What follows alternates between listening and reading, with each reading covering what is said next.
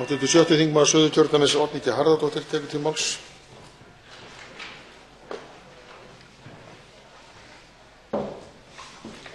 Herra forseti.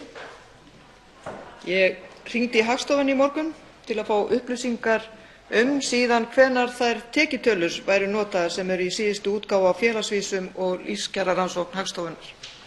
Það stóð ekki á svari. Notaðar eru tölur úr skattframtölum frá árinu 2013. Ég spurði þá síðustu greiningar Eurostat og svarið var: tekjutölurnar fyrir Ísland eru líka frá árinu 2013 og í nýjustu greiningum OECD eru eldri tölur. Ég hélt þetta líka en ég vildi samt fá staðfestingu frá Hagstofunni vegna þess að hv. þingmenn Framsóknarflokksins og hæstv. ráðherrar þess sama flokks eru sí og æ að segja frá og skrifa frábæran árangur hægri stjórnarinnar í því að ná fram auknum jöfnuði og vísa í þessar greiningar. Það er hins vegar svo að allar áreiðanlegar mælingar sem til eru mælingar á árangri vinstri stjórnarinnar.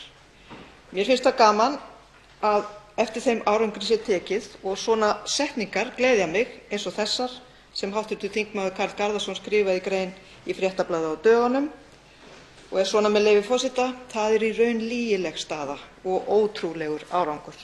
Og heldur áfram: það er hins vegar áhyggjuefni að þrátt fyrir að tekjujöfnuður sé að aukast og kaupmáttur orðinn meiri þá upplifir þjóðin það ekki svo að á Íslandi ríki jöfnuður.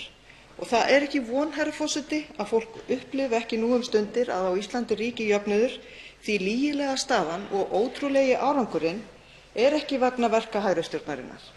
Mæling á jöfnuði eftir nýlegar breytingar á sköttum og gjöldum sem gagnast ríka fólkinu best, eftir hækkun matarskatts eða síðustu meðferð á kjörum aldraðra og öryrkja er ekki til.